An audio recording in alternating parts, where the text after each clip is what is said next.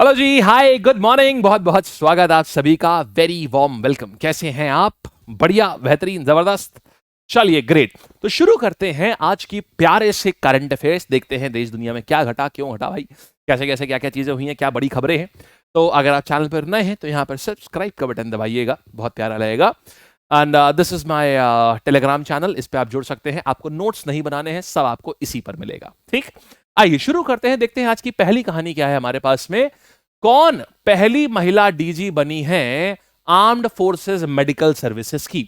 Armed forces medical services क्या होता है? देखो, ये कॉलेज होता है। आर्म्ड फोर्सेस मेडिकल सर्विसेज ये एक स्कूल होता है। स्कूल क्या, बेसिकली एक बोर्ड है जो कि जितने भी भारत में मिलिट्री या फिर डिफेंस के हॉस्पिटल होते हैं उनको मैनेज करता है। ठीक है, तो अभी यहाँ की पहली पहली महिला डीजी बनी है। इनका नाम क्या है? आरती सरीन, ये इनका नाम आ जाएगा। ठीक है, अच्छा, जैसे बताता हूं, एग्जाम्पल देता हूं। इनके अंडर में आपने एएफएमसी पुणे का नाम सुना है? आर्म फोर्सेस मेडिकल कॉलेज बहुत फेमस है, तो वो सब इनके अंडर आता है। ये एक सिंगल बोर्ड है, आर्म फोर्सेस मेडिकल सर्विसेज।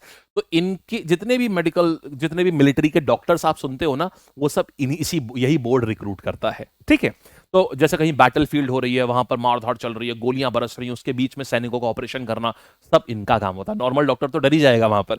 आइए, अच्छा, फिर देखते हैं किसको अपॉइंट करा गया नया director general of police of Jammu and Kashmir. कौन आ जाएंगे यहाँ पर? नए डीजीपी। देखिए, ये जो डीजीपी साहब, ये जो नए डीजीपी बनाए जा रहे हैं ना जम्मू कश्मीर के, इसके पहले ये कहां के थे? एनएसजी, नेशनल सिक्योरिटी गार्ड्स के डीजी थे। अब आप समझ गए होंगे। जी हाँ, ये है मिस्टर नलिन प्रभात।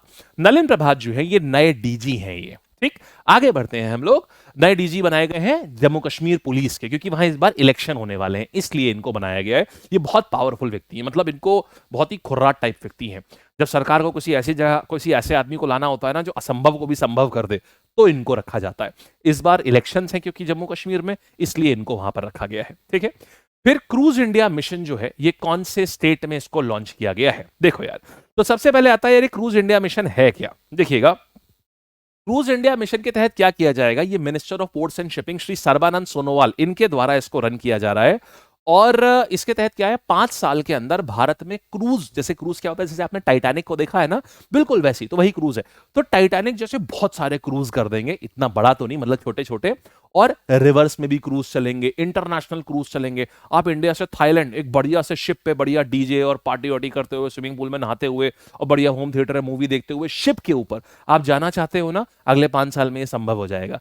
सरकार ने बोला है हम इतने सारे क्रूज चलाएंगे, इंटरनेशनल क्रूज चलाएंगे, हम कई जगह से क्रूज चलाएंगे हम। तो ये क्रूज इंडिया मिशन लॉन्च किया गया। इसके तहत बोला गया है कि हम 10 लाख टूरिस्ट क्रूज के इंडिया से निकालेंगे हर साल, और 4 लाख लोगों को रोजगार देंगे इसमें। ठीक है, तो इसकी शुरुआत कहां से करी गई है? तो सर्बानंद सोनोवाल जी ने इसकी जो शुरुआत है, ये महाराष्ट्र से करी है इसकी शुरुआत। ठीक है, फिर देखिएगा, how many cruise segments are included in the cruise India mission. कितने क्रूज सेगमेंट है? देखो, एक ऐसा क्रूज सेगमेंट है जो कि सिर्फ ओशियन में चलेगा, नंबर 1। दूसरा क्रूज सेगमेंट है जो सिर्फ नदियों में चलेगा, नंबर 2। तीसरा क्रूज सेगमेंट है जो थोड़ा सा होगा, बस आइलैंड से चला और आइलैंड पे आ गया, जैसे लक्षद्वीप पे चला, एक चक्कर मारा गोल गोल गोल गोल गोल और आ गया। तो 3 क्रूज सेगमेंट इसमें चुने गए। एक तो ओशियन, जो एक कंट्री से दूसरे कंट्री जाएगा। दूसरा सिर्फ नदियों वाला, जैसे प्रयागराज से चला और वेस्ट बंगाल तक चला गया, नेशनल वाटरवे 1 पे चल गया, ये दूसरा सेगमेंट है। तीसरा आइलैंड से चला, ऐसा आइलैंड का टुक टुक टुक टुक चक्कर मारा, वापस आ गया उसी आइलैंड पे, ये हुआ। ठीक है, तो ये क्रूज इंडिया मिशन के तहत 3 क्रूज सेगमेंट चुने गए हैं। ठीक, आगे आते हैं। विराट कोहली, और यहां पर है इराट कोहली। इराट कोहली नहीं भाई, ये है विराट कोहली। विराट कोहली फास्टेस्ट प्लेयर बन गए हैं, 27,000 रन स्कोर करने वाले। तो कौन से कंट्री के अगेंस्ट ये सब हो रहा था? वेल देखो यार, कानपुर में ना मैच चल रहा था अभी रिसेंटली। तो यहां पर मैच इतना किसके साथ चल रहा था? बांग्लादेश में चल रहा था, कानपुर में चल रहा था ये मैच। तो बांग्लादेश के अगेंस्ट इन्होंने 27,000 रन फाइनली, मतलब सारे रन बांग्लादेश के अगेंस्ट नहीं है, बट इन्होंने 27,000 रन इन्होंने बना लिए। कानपुर में ये मैच चल रहा था, और ये फास्टेस्ट बैट्समैन बन गए हैं जिसने 27,000 रन बनाए हैं। सबसे कम मैचेस में इन्होंने ये कमाल करके दिखाया है। ठीक है, एक छोटा सा मैं आपसे पूछ रहा हूं, क्या आप अपने दिमाग में रिकॉल कर पा रहे हैं कि कितने रन के अंदर विराट कोहली ने ये आंकड़ा पा लिया था? एक छोटा दिमाग में सोचिए, क्या 500 से रिलेटेड कुछ है? एग्जैक्टली आपके दिमाग में आ गया होगा ना, अभी अभी आप पढ़ के आ रहे हो आधे घंटे पहले, 594, राइट? आप लोगों में से सब लोगों ने जीएस बाय अमन सर को सब्सक्राइब किया हुआ है ना, वहां पर क्या हुआ है ना, 10 मिनट में 10 खबरें, 10 मिनट में हम पूरे दिन की न्यूज देख लेते हैं हम। ठीक है, चलिए, द आंसर क्या हो जाएगा यहाँ पर? The correct answer for this one is, ये आ जाएगा हमारा Sri Lanka, Bangladesh, Australia, England. Answer Bangladesh के विरुद्ध चल रहा था ये मैच, ठीक है। फिर देखेंगे सातवां इंडियन प्लेयर जो 300 टेस्ट विकेट जिन्होंने लिए हैं, ये भी एक नया रिकॉर्ड आया है। देखिए यहां पर क्या है, रविंद्र जडेजा, जिनको हम जद्दू भी बोलते हैं, ये सातवें इंडियन प्लेयर बन गए हैं जिन्होंने 300 टेस्ट विकेट लिए हैं अभी तक। तो अब और किसने किया हुआ है? कपिल देव में भी किया हुआ है। देन एक और प्लेयर है जिन्होंने सबसे ज्यादा लिए हुए, उनका नाम क्या है? आर अश्विन। 500 से ज्यादा टेस्ट विकेट ले चुके हैं आर अश्विन, 500 से ज्यादा टेस्ट विकेट ले चुके हैं। लेकिन हालांकि अगर मैं 300 की बात करूं तो 300 विकेट लेने वाले सातवें भारतीय गेंदबाज बन गए हैं रविंद्र जडेजा। फिर देखिएगा रिसेंटली अभी क्या हुआ, डीआरडीओ और आईआईटी दिल्ली ने मिल करके ना एक बुलेट प्रूफ वेस्ट बनाई, मतलब एक ऐसी जैकेट बनाई जो बुलेट प्रूफ है। और बेस्ट पार्ट आपको बताता हूं, नॉर्मली बुलेट प्रूफ वेस्ट आपने देखी होगी एप्रन की तरीके से होती है कि आगे पड़ गई और पीछे पड़ गई, साइड में खाली है। इन्होंने जो बनाई है ये पूरी 360 डिग्री कवरेज देती है। और पता है बुलेट प्रूफ में ना कुछ लेवल ऑफ सिक्योरिटी होते हैं, जो सबसे हाईएस्ट लेवल ऑफ सिक्योरिटी माना जाता है, मतलब जो टॉप ग्रेड, जो स्नाइपर को भी गोली को रोक दे, तो पता है कौन सा लेवल होता है? ऐसे होता है BIS 1, BIS 2, BIS 3, BIS 4, BIS 5, BIS 6। BIS 6 सबसे टॉप का लेवल होता है यहां पर, ये BIS 6। तो BIS 6 के ऊपर अगर गोली मारोगे ना, स्नाइपर की गोली भी अंदर नहीं जा सकती। और साहब इन दोनों ने मिलकर के, डीआरडीओ और आईआईटी दिल्ली ने मिलकर के BIS 6 लेवल की इन्होंने बनाया है, जिसको अभेद बोलते हैं। इसको बोलते हैं अभेद। अभेद जो है ये 2 वर्जन्स में अवेलेबल है, BIS 5 सिक्योरिटी और BIS 6 सिक्योरिटी, ठीक है। देखो जैसे जैसे BIS बढ़ता है ना, आप सोच रहे हो कि हमेशा BIS 6 ही क्यों ना बनाए, क्योंकि जैसे जैसे BIS बढ़ता है ना, वैसे वैसे भार जो होता है ना, जैकेट ज्यादा भारी हो जाती है। फॉर एग्जाम्पल जो BIS 5 वाली जैकेट है ना, इसका वजन होता है 8.5 किलो। लेकिन देखना जैसे ही BIS 6 में गई, इसका वजन 9.3 kg हो जाता है। एक जैकेट का वजन 9.3 kg। तो वैसे तो देखा जाए तो BIS 6 के हिसाब से हल्की है, बट फिर भी 10 किलो की जैकेट डाल के फिर चलना थोड़ा सा मुश्किल है, राइट। आओ फिर देखिएगा अभेद बुलेट प्रूफ जैकेट जो है किस मटेरियल की बनी हुई है, तो इसमें मटेरियल कौन सा पड़ता है? ये बोरॉन कार्बाइड की पड़ती है, बोरॉन कार्बाइड पॉलीमर की होती है ये। अगर पता है, अगर आप लोग ऑलरेडी जीएस बायमन सर पे वाला लेक्चर देख के आए हो, तो मैं गारंटी से कहता हूं सवाल देखते ही आपके दिमाग में खट से आंसर आ जाएगा आपको। ये बहुत अच्छा तरीका होता है रिवीजन का। वहां पर आप 10 मिनट सीरीज, अगर आप MCQ से कंफर्टेबल हो तो आप यहाँ पे देख सकते हो, अगर आपको थ्योरी ज्यादा पसंद है तो आप वहां पे देख सकते हो, बेस्ट कॉम्बो चाहते हो तो दोनों को मिला के देखो, मस्त कॉम्बिनेशन बनता है, ठीक है। आओ फिर देखना कौन सी 2 महिला ऑफिसर्स हैं जो इंडियन नेवी की, जिन्होंने पूरी दुनिया को समुद्र से नापेंगी। वो बहुत बढ़िया है। अभी देखो नए नेवी चीफ कौन है? अभी नए नेवी चीफ है दिनेश कुमार त्रिपाठी, जिनको हम लोग डकैती बोलते हैं। दिनेश कुमार त्रिपाठी बहुत अच्छा तरीका याद करने का, डकैती। तो दिनेश कुमार त्रिपाठी इन्होंने अभी अनाउंस किया कि एक वेसल है INS तारिणी शिप है, उस पे 2 आर्मी की लेफ्टिनेंट कमांडर बैठेंगी और पूरे दुनिया का चक्कर लगाएंगी। उससे क्या होगा? ऐसा क्यों कर रहे हैं? पूरी दुनिया बोलेगी वाह भाई, इंडिया की नेवल जो महिला जो कमांडर्स हैं नेवी की, वो भी कितनी दिलेर हैं। तो हम दुनिया को अपनी दिलेरी दिखा रहे हैं ऐसा करके। तो कैसे करेंगे इसको? रूपा ए और दिलना के, इनके ये नाम है। क्या नाम आ जाएंगे इनका? देखो इनका नाम क्या आ जाएगा यहां पर, हाँ, रूपा ए और दिलना के। तो इसको याद कैसे करोगे? रूपा दिल ना लग जाए दुनिया से, ठीक है। रूपा दिल ना लग जाए दुनिया से। दुनिया से क्यों? क्योंकि ये दुनिया का चक्कर लगाने जा रही है, वर्ल्ड का चक्कर लगाने जा रही है। तो रूपा दिल ना लग जाए दुनिया से, ऐसे करके हम याद कर लेंगे, ठीक है। और हमने स्ट्रैटेजी के क्या देखा यहां पर कि यहां पर आर्मी चीफ कौन, सॉरी नेवी चीफ कौन है? दिनेश कुमार त्रिपाठी साहब जो हैं ये नेवी चीफ आते हैं। बोलो सही है, शाबाश। चलो फिर देखो नए अभी रिसेंटली क्या हुआ है? रिसेंटली नए एयरफोर्स चीफ भी आए। कौन है ये? मिस्ट्री अमरप्रीत सिंह जी, है ना, AP सिंह, ठीक। चलिए शाबाश। अब VR चौधरी नहीं रहे, अब AP सिंह हो गए नए वाले। और नए आर्मी चीफ भी अभी रिसेंटली ही आए हैं, ये आप बताएंगे हमको, ठीक है। क्या लेफ्टिनेंट जनरल उपेंद्र द्विवेदी हैं वो? आप बताएंगे, ये होमवर्क है। चलो आओ एक जगह नए वाले आर्मी चीफ, नए वाले नेवी चीफ, नए वाले एयरफोर्स चीफ, इन सबको लिख लेना, क्योंकि सभी हाल ही में चेंज हुए हैं, ठीक।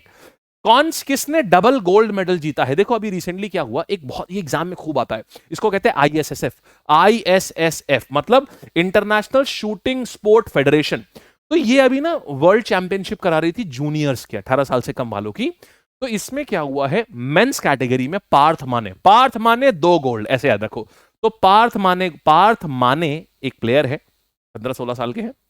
इन्होंने 10 मीटर इंडिविजुअल कैटेगरी में भी जीता है गोल्ड, और टीम इवेंट में भी गोल्ड जीता है। तो पार्थ माने एग्जाम में आने के काफी चांसेस हैं। अगले साल जो फेज और सीजीएल होगा उसमें भी आ सकते हैं, एनटीपीसी में भी जरूर आएगा। तो ये पार्थ माने हो गए। इसी प्रकार से महिला कैटेगरी में किसने गोल्ड जीता हुआ? अच्छा, महिला कैटेगरी आएगा। अच्छा, एक इंटरेस्टिंग बात और सुनो। अब जो 2000 कौन सी कंट्री ऐसी है जो पहला kho kho world cup host करने जा रही है अपने वहां? तो साहब, पहला खो खो वर्ल्ड कप पता कौन लेके आ रहा है? भारत में होने जा रहा है। सन 2025 का जो खो खो है, खो खो वर्ल्ड कप, ये भारत में होने जा रहा है, इंडिया में होने जा रहा है पहला खो खो वर्ल्ड कप। ठीक है, फिर देखिएगा। अच्छा, तो और इसकी जगह नहीं डिसाइडेड है अभी कि कहां पर होगा, लेकिन ये डिसाइड हो गया है कि हाँ, ये इंडिया में होगा। ठीक है, फिर gold medal 25 metre pistol women category में, वही आईएसएसएफ में जहां पार्थ माने ने जीता है, वहीं पर किसने जीता है? इसकी बात करेंगे। 25 मीटर पिस्टल विमेन्स कैटेगरी में किसने जीता है? तो ये आ जाएंगी दिव्यांशी। ये पार्थ माने दिव्यांशी, ऐसे भी कर सकते हैं, पार्थ माने दिव्यांशी। तो ये भी दोनों लोगों ने आईएसएसएफ में ही गोल्ड जीता है। ठीक बात है, चलिए शाबाश। आगे आएंगे, फिर देखेंगे किसने धरती आबा जनजाति ग्राम उत्कर्ष अभियान। ये तो अभी मोदी जी को हमें आपको कल पढ़ाना है, आज नहीं पढ़ाना है, इसको रोक दीजिए, अभी ये कल पढ़ाएंगे। नलिन प्रभात अभी रिसेंटली इनको अपॉइंट करा गया है नए डीजी ऑफ जम्मू कश्मीर। अच्छा, किसकी जगह पर करा गया है बता देते हैं। ये है आर स्वाइन। पहले स्वाइन थे, पहले आर स्वाइन थे। तो स्वाइन थे तो स्वपन में रहते थे, मतलब देखो याद करने के लिए कह रहे हैं, वैसे बहुत अच्छे ऑफिसर थे। स्वाइन थे तो सोते रहते थे, तो मतलब वहां जम्मू कश्मीर में हमले होते रहते थे, तो इसलिए नलिन प्रभात को करा गया सुबह सुबह। स्वाइन माने सोते रहते थे, तो इसी जगह प्रभात को किया गया। प्रभात माने होता है सुबह, तो आर स्वाइन की जगह पे इनको किया गया है। फिर कौन से क्रिकेटर सेवेंथ इंडियन बॉलर बन गए? कौन से क्रिकेटर को सेवेंथ इंडियन बॉलर बन गए जिन्होंने 300 टेस्ट क्रिकेट लिए हैं? द आंसर इज ये रविंद्र जडेजा। टेस्ट क्रिकेट में इन्होंने लिया है, रविंद्र जडेजा हो गए हैं ये। आईएनएस तारिणी जो है, ये किससे एसोसिएटेड है? ये आईएनएस तारिणी रूपा दिल न लग जाए दुनिया से, मतलब पूरी दुनिया का चक्कर लगाने के लिए ये आईएनएस तारिणी आता है। ये हो गया, ठीक है। फिर क्रूज इंडिया मिशन जो हमने बताया कितने साल के लिए आया है, हमने क्या बताया था?